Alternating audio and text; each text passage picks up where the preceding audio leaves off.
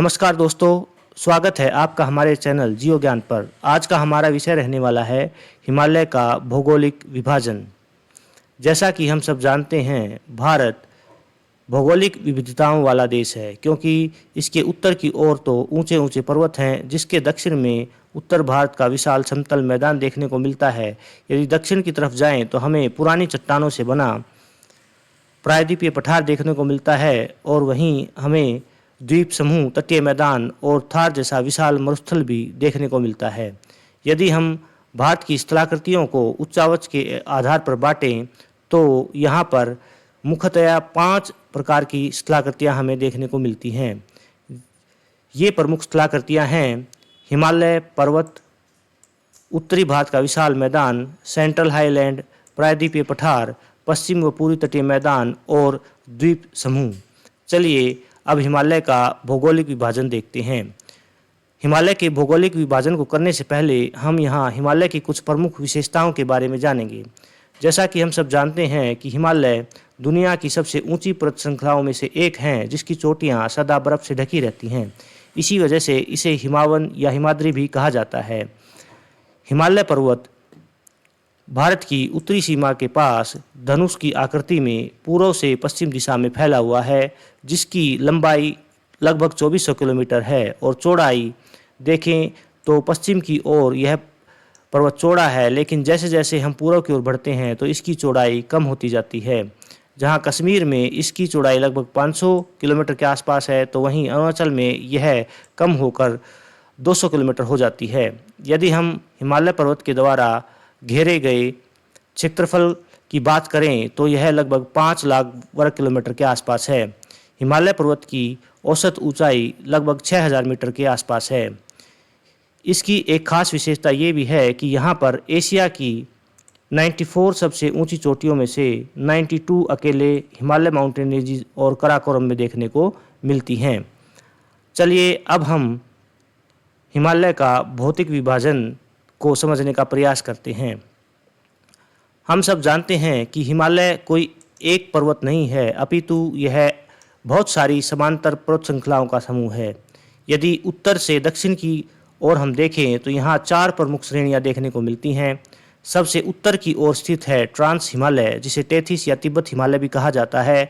तो वहीं उसके दक्षिण में स्थित है बृहद हिमालय, और उसके दक्षिण में चलें तो वहाँ पर हमें लघु हिमालय, जिसे मध्य हिमालय भी कहा जाता है, देखने को मिलती है। और सबसे दक्षिण में स्थित है शिवालिक, जिसे उप हिमालय या बाहरी हिमालय भी कहा जाता है।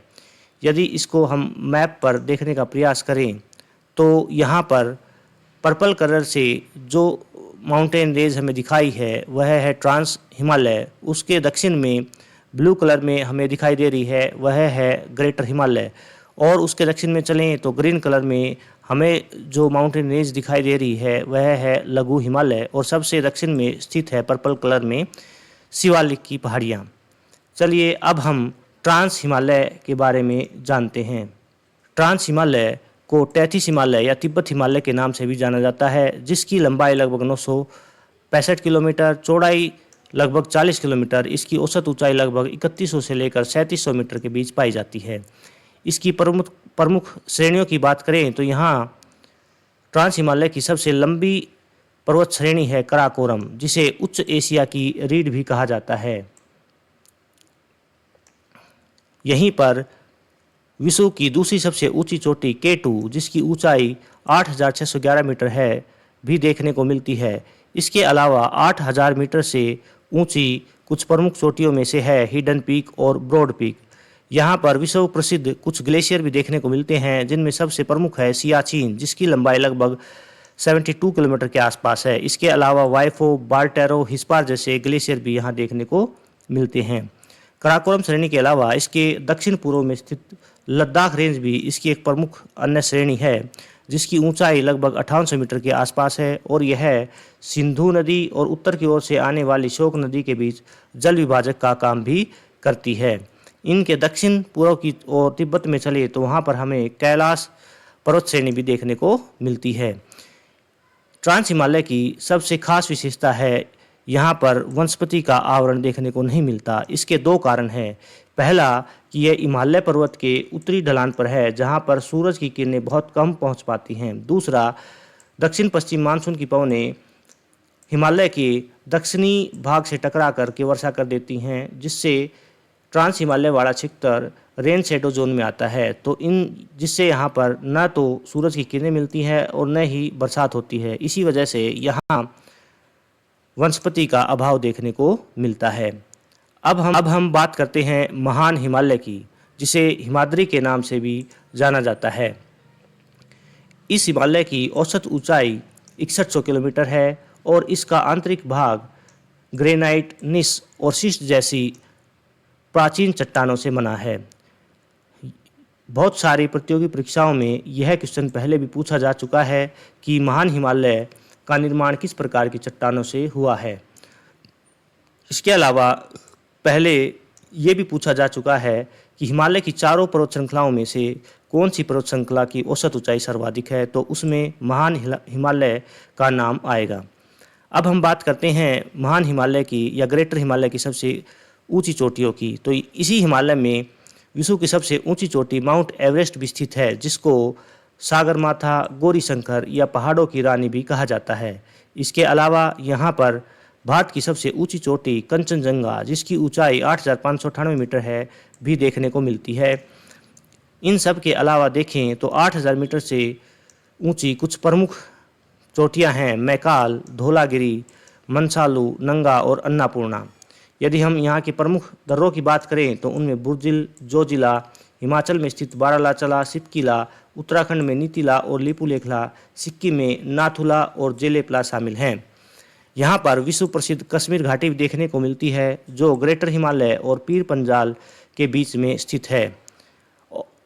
ग्रेटर हिमालय के दक्षिण में स्थित लघु हिमालय से यह श्रेणी मेन सेंट्रल थ्रस्ट के द्वारा अलग की जाती है। थ्रस्ट यानी कि यहाँ पर एक फॉल्ट जोन देखने को मिलता है, जिससे लघु हिमालय और महान हिमालय एक दूसरे से अलग होते हैं। यहाँ पर ग्रेटर हिमालय में स्थित प्रमुख दर्रों को दिखाया गया है। तो इनमें जम्मू कश्मीर में स्थित बुर्जिला, जोजिला और लद्दाख में स्थित पेंसिला शामिल हैं।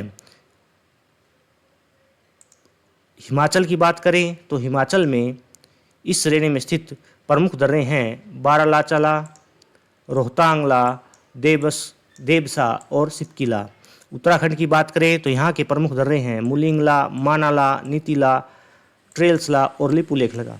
इनमें लिपुलेख, नीति और माना के बारे में बहुत बार एग्जाम्स में पूछा जाता है। इसके पूर्व की ओर बढ़ें तो इसी हिमालय में सिक्किम के अंतर्गत दो प्रमुख दर्रे देखने को मिलते हैं: नाथुला और जेलेपला। वहीं अरुणाचल प्रदेश में बोमडिला, डिफू, लेखापानी और बांगसुला दर्रे देखने को मिलते हैं। अब बात करते हैं लघु हिमालय, जिसे मध्य हिमालय भी कहा जाता है, के बारे में। यह श्रेणी ग्रेटर हिमालय के दक्षिण में और शिवालिक के उत्तर में स्थित है और यह शिवालिक से मेन बाउंड्री थ्रस्ट के द्वारा अलग होता है। यह क्वेश्चन भी बहुत बार एग्जाम में पूछा जा चुका है। इस श्रेणी में स्थित प्रमुख पर्वतमालाओं की बात करें तो उनमें सबसे प्रमुख पीर पंजाल है, जो इस हिमालय की सबसे लंबी और महत्वपूर्ण पर्वतमाला है। इसके अलावा यहाँ पर धौलाधार, नागटिभा, महाभारत और मसूरी जैसी कुछ प्रमुख पर्वत श्रेणियाँ भी देखने को मिलती हैं। इसी क्षेत्र में 1500 से 2400 मीटर की ऊंचाई पर ट्रॉपिकल और सब ट्रॉपिकल एवरग्रीन फॉरेस्ट देखने को मिलते हैं, जिनमें पाइन, देवदार, ब्लू पाइन जैसे प्रमुख वृक्ष देखने को मिलते हैं। इस हिमालय की एक और ख़ास बात है कि हिमालय पर्वत के सबसे ज़्यादा प्रसिद्ध पर्यटन स्थल इसी हिमालय में स्थित है, जिनमें शिमला, मसूरी, नैनीताल, अल्मोड़ा, रानीखेत और दार्जिलिंग का नाम लिया जा सकता है। इसके अतिरिक्त इसकी एक और ख़ास विशेषता है कि यहाँ की ढलानों पर घास के छोटे छोटे मैदान देखने को मिलते हैं, जिनको कश्मीर में मर्ग और उत्तराखंड में बुग्याल और प्यार के नाम से जाना जाता है। एग्ज़ाम की दृष्टि से देखें तो बुग्याल और मर्ग दोनों ही बहुत महत्वपूर्ण हैं। यहाँ पर ग्रेटर हिमालय और मध्य हिमालय की कुछ पर्वत श्रेणियों को दिखाया गया है। इसके बाद हम बात करें मध्य हिमालय के दक्षिण में स्थित उप हिमालय या शिवालिक की, जिसको बाह्य हिमालय के नाम से भी जाना जाता है। यह हिमालय की सबसे दक्षिणी श्रेणी है, जिसकी औसत ऊंचाई 600 मीटर, चौड़ाई 1550 किलोमीटर है और यह उत्तर भारत के मैदान से हिमालयन फ्रंटल फाल्ट के द्वारा अलग की जाती है। इस श्रेणी को नदियों ने काट कर चौड़ा कर दिया है, चौड़ी घाटियों का निर्माण कर दिया है, जिनको पश्चिमी भारत में दून कहते हैं और पूर्व में द्वार कहा जाता है। देहरादून इसका प्रमुख उदाहरण है। शिवालिक को अलग अलग राज्यों में या कहें विभिन्न जगहों पर अलग अलग नामों से पुकारा जाता है। जैसे जम्मू कश्मीर में इन्हें जम्मू हिल्स, उत्तराखंड में डुंडवा रेंज, नेपाल में चूरिया मुरिया हिल्स, अरुणाचल में दफला, अबोर व मिसमी के नाम से जाना जाता है। इसके दक्षिणी भाग को यहाँ की नदियों ने बहुत ज़्यादा अपरदित करके भूमि को बंजर बना दिया है, जिसे हिमाचल प्रदेश में चोक कहा जाता है। यह भी एग्ज़ाम में बहुत बार पूछा जा चुका है। आपको हमारा ये वीडियो अच्छा लगा हो तो इसको लाइक करें और शेयर करें, और हाँ, चैनल को सब्सक्राइब करना न भूलें। Thank you.